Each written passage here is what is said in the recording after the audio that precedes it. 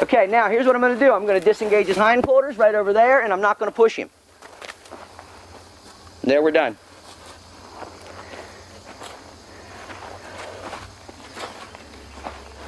You ever seen a new horse introduced to the herd? Sure you have, right? What's the first thing the boss horse starts doing? What's the first thing the herd starts doing? First, they're going to sniff around a little bit, but soon they're going to start moving that horse's feet. And they're going to start showing this new horse exactly where he stands. Okay, if he can balk up and threaten and keep them from moving his feet, what's he learned? I run things here. But if one of those horses can accomplish it and get his feet going, and then not only get them going, but get them going specifically where they want them, I'm drinking now, you move over there. I'm running now, come on, you're going with me. See what I'm saying? Boy, that horse makes an impression. They run things because they have the ability to move that horse's feet and change his direction. People understand, okay, we've heard all our lives, we've got to show them who's boss. Yeah, but how do we show them who's boss? What impresses them? Kicking them, beating them, screaming at them, showing them that we have no other answers, that confuses them. And they don't trust us, so they fight us. We need to first establish who we are in their life. We lead. When you are insecure because you've left your buddies, look to me and I'm going to make you secure.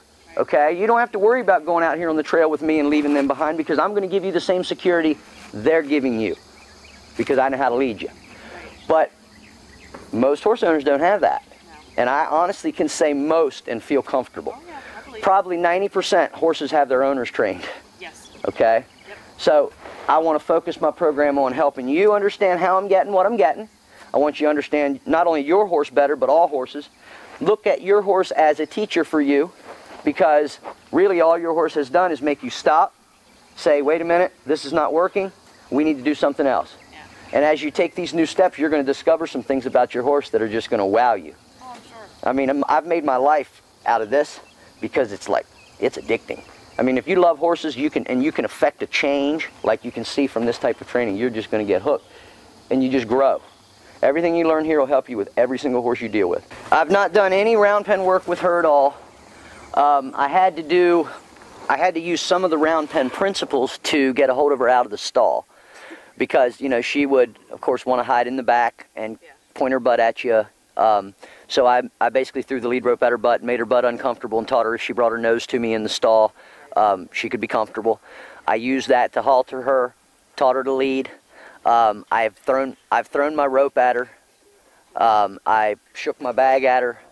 My review of that was yesterday, but basically she's had a total of, she's had about 2 hours of my work, but no round pen work. I have my bag ready, so as soon as she starts to slow or look out, I can push her.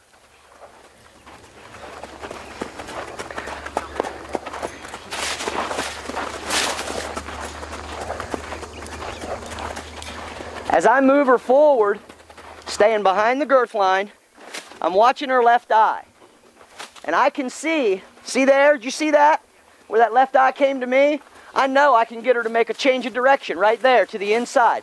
Right here, watch, here it comes. There it is, and now the other way. So within 2 minutes, we have our first change of direction. Move your feet.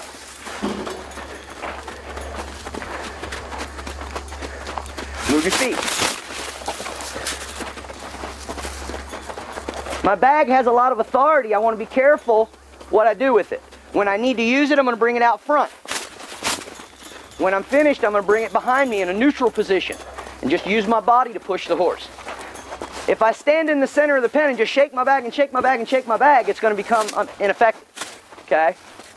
I want to save my bag to be like Daddy's voice. Okay? When Dad speaks up, things happened at my house anyway.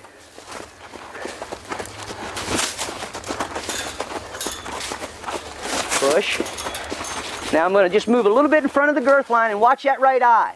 Watch that right eye. There it is. Go the other way. Good. I'm adding a little bit of body language here. I'm pointing and then pushing. Okay, I want to be really clear.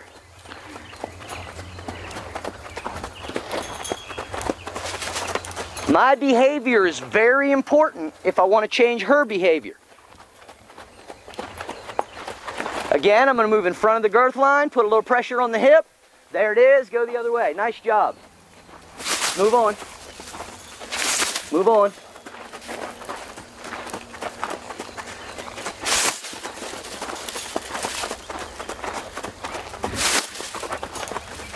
I don't need her to canter. I just need her to keep her feet going consistently and soft to the inside with her nose. I'm going to push on the hip, move in front of the girth line. There it is. Back the other way. Good job. And again, I'm going to push on the hip, move in front of the girth line.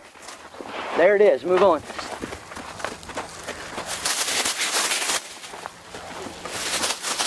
Push.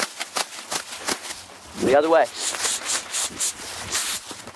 Little confusion there. I'm about ready to ask her to stop, but I want it to be my request she responds to instead of her own decision. Push. Nice. I'm going to change up on her a little bit. I'm going to ask her to change over there. Nice. Move on. Move on. And then this time I'm going to show her. There. When she's centered up with me right there, I backed off my pressure. When she centers up with me again, and here I'm going to back off my pressure. She noticed my change, okay? Nope, I'm going to cut her off. I'm going to get an inside turn right here and then get her going back in that direction.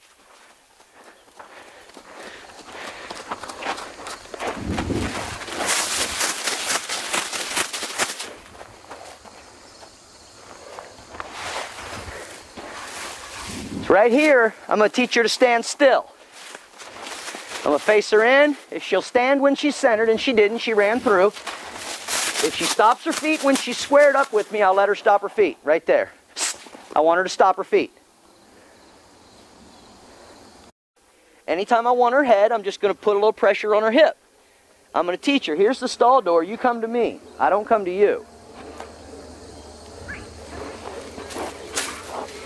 Now I'm going to approach her. She stood well. Did you see that little nod and that show of curiosity? I'm going to leave with that, and you see what it got me.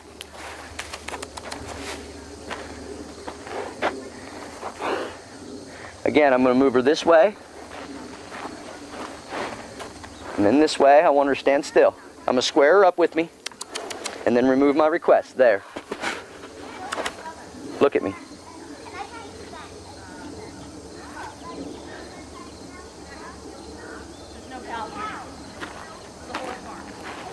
And leave on that note.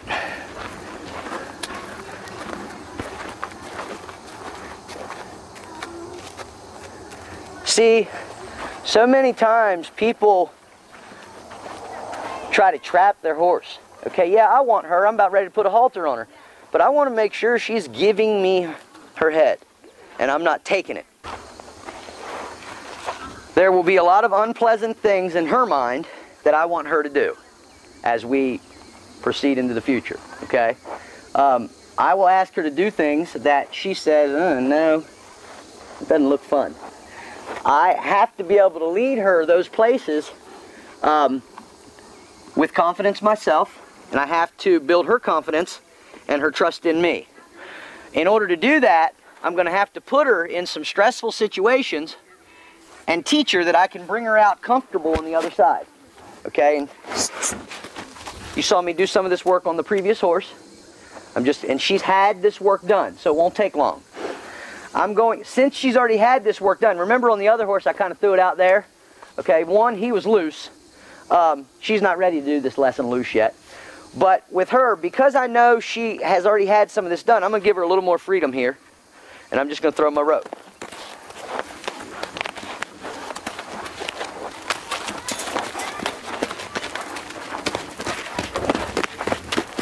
Because she's moving her feet backwards quickly, I'm going to speed it up and add a little more pressure, showing her. Going in that direction, you're running into more pressure, not less. There she stopped. I'm going to get her off the gates. And then again.